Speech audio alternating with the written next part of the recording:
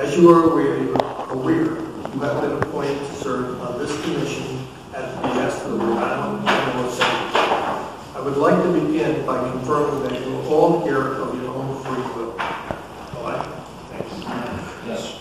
And have agreed to serve on this commission in order to carry out the purpose of 2018 House Resolution 7408, which is the study to establish procedures to regulate and license intentional manipulation of global environment through geoengineering. The first order of business will be to nominate a chair. As such, I ask for a motion to nominate chair. Do I hear a motion? Motion by Rep. Bennett. To nominate Representative Price. Price. Nomination. Any seconds? Second by Bennett. Any other motions? Hearing none. All in favor of electing Representative Price as the chair, say aye. Aye. The ayes have it. The next order of business will be to nominate a vice chair. Do I have a nomination for vice chair? I nominate Representative Quattrochi. Representative Quattrochi has been nominated. Do I have a second? Second. Second by Representative Price. Do I hear any nomination? Hearing none, I close it. All in favor say aye. Aye. Chairman, you're in charge. Thank you, Neil. You're welcome. Well, first I'd like to thank everybody for taking time to join this commission and go through the whole process of what the commission's purposes. I'd like to acknowledge the membership, which would be Representative Quattrochi, Representative Bennett, Christopher Kearns from the Rhode Island Energy Resources, Sherman Bach, member of the General Public, and Rachel McIntosh, former employee of the defense contractors, who bring a bunch of light to the commission. And also I'd like to recognize Dr. Barry Devine, who has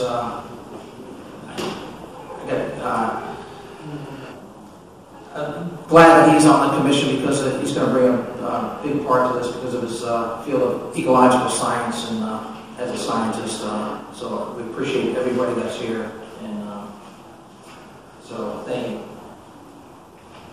Just to go over an overview of the commission. So geoengineering, it encompasses a lot of technologies, and so that the state of Rhode Island is not caught behind the 8 ball as far as when some of these technologies potentially that are being addressed at higher levels from universities and other countries. If they potentially come to this state, we'll already have an understanding of how we can regulate and how we can address these things and how it would not impact the health, safety, and welfare of our communities and our natural resources, so that everything will be established, so that we have a protocol and a process where if someone wants to engage in this, if at all, that we have the process in place. So that's kind of the overview of it. And I don't know if people from the commission would like that. Attendance? Okay.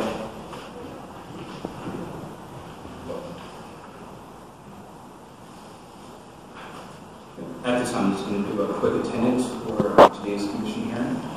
First is State Representative Justin Price. Here. Next, following the State Representative Robert Quattrochi. Here.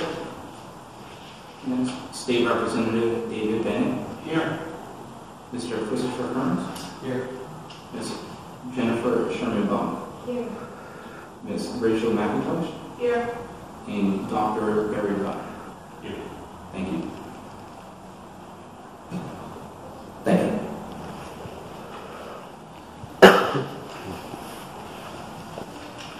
So it's a big subject. It's going to require a lot of discussion, and so it's great that we have a well-rounded group of people here to address this, and I'm looking forward to doing this. If I don't know if anybody would like to say any. Introduction is on the agenda. What's that? Introduction as well for this members. Okay, if you'd like to introduce yourself. Well, my name is Jennifer Sherman-Bach, and I am a member of the general public. I live in Rhode Island my whole life. I'm sorry. So my name is Jennifer Sherman-Bach, and I've lived in Rhode Island my whole life. I'm a member of the general public, and I'm interested in geoengineering as it relates to our environment and our health concerns. Thank you.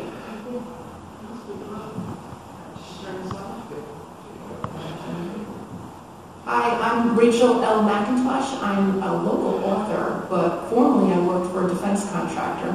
I worked at L3 Communications for around 6 years. It was the 6th largest defense contractor at the time. I was in charge of 5 divisions, marketing communications, and I did a lot of research into RFPs, and I worked on proposals. I did a lot of stuff for trade shows and for the sales team and for the stockholders. So I'm really excited to be involved in this because I definitely did not think this was a real thing at all until I got involved in researching everything. And I now have 8 3-inch binders full of documentation that I've made a table of contents for, that I've hyperlinked, that everybody on this commission is going to get an email with, so that when we're having these discussions, you can rifle through them and look at them. I'm thoroughly convinced that it's not even foreign countries we have to deal with, it's our own federal government. So this is actually a 10th Amendment issue. Thank you for having me. Chris Burns with the Office of Energy Resources. Certainly we're looking forward to working with the chairman in this committee on this subject. Oftentimes geoengineering can touch upon energy subjects, and if there's any appropriate conversations to correlate with the state's energy programs, particularly renewables, we look forward to being a part of this committee.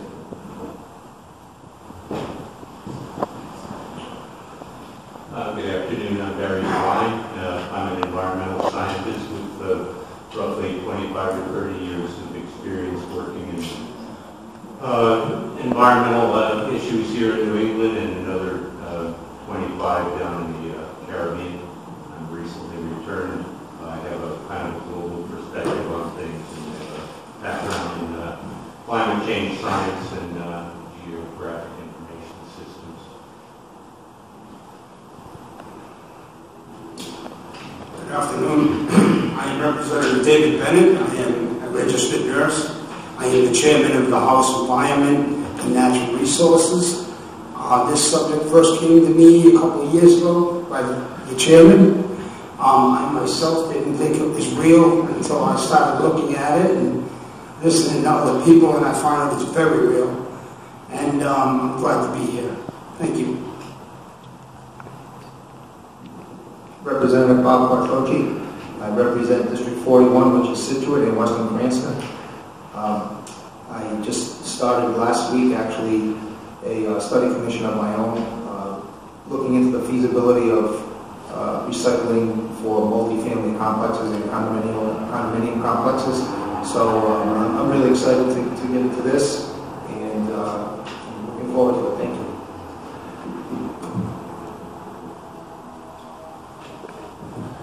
Well, thank you, everybody. So the next order of business will be set at next meeting date. Should we discuss that now, or do we have proposed dates that are available? Yes.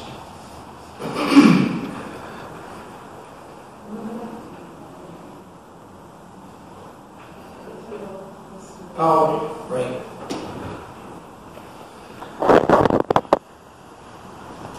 There was discussion of the title of the commission because we can make the name more specific.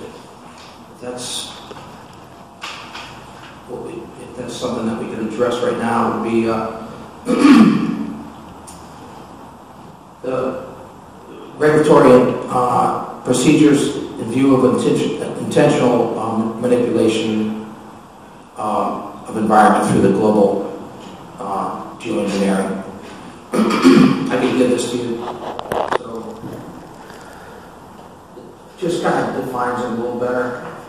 Yeah, that was helpful because that there isn't exactly what we're going to be talking about. What I just handed you is what we discussed, which is Just so that Mr. Chairman, yes, please. the actual name is in the statute, and it would require legislation for that to change, so I would just recommend proceeding as follows, and perhaps if there's an extension of deadline, pieces of legislation submitted at that point, you might alter the name. That's not to slow the process down. Okay, good point, thank you. Yep. Okay, so when we, yes, okay, so we'll do that when we extend the life of the commission. We can change that so we can continue. So next order of business, we need to establish a date for the next meeting. Joseph, do you have potential dates for us? Potential dates at this point would be possibly February 19th, would give us 2 weeks, and that if any members do have any presentations, they can get them ready, sent over to myself and Representative and Chairman Price. So I'm just thinking of just more opportunity to debate from the members if this time works for everyone, or if it would be I'm unavailable. If I could, that's during our break, correct? So, if it's during the break, then we just need to schedule another day. But which is school break also. A lot of 3 weeks in, so at least 2 to 3 weeks. which still be Tuesday? It would still be. Okay, so when we come back from break, we'll set something up for when we come back and after break. Okay. February 26th. And how often is this committee going to be?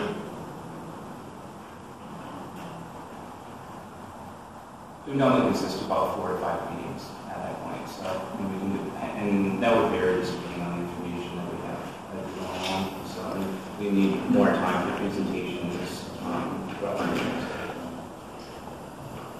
I'm unavailable until from the 14th to the 28th of February, so I will be.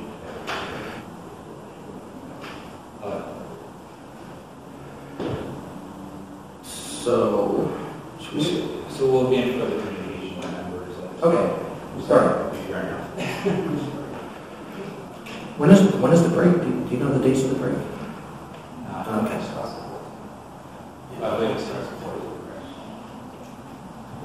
Is it possible that this bill could be introduced during the floor for a vote this year? Oh, I'm sorry. Well, Sorry. It's the first time I've ever done this. I apologize. Yes, I just want to ask the chair. Okay. Chair, is it possible that this bill could be presented to the floor for a vote this year? That's that's a good question. I mean, it could potentially be introduced towards the end of the session, maybe after we get towards the end of this commission. If the body finds that it could be up for a vote, that it would be put up there, but that I can't definitively answer that. No, I cannot. It could be presented to the body and reviewed in committee hearings, and then the committee would decide where it goes from there. So it's just part of the process. In the process after all. I'm sorry. Yeah. Yes. Chair. And so we're going to make the next meeting. Well, we have a break, and it's probably going to be the 28th. Is that what we're thinking? Yeah, so it'll be probably about 3 weeks, because the House is on break, and so everybody is off on break. So we've got 4 meetings that we can do. Can we meet each week after that, so we can get this all complete? Well, that's kind of the way. The House works, unfortunately. So go ahead. usually what we do in the commission is we come up with our ideas, we vet it, we take testimony on it, come up with a bill, and then we introduce it to my committee, which is the Environment and Natural Resources. And we vote on it, we send it upstairs to be voted on to the floor, or we send it back to us to redo it.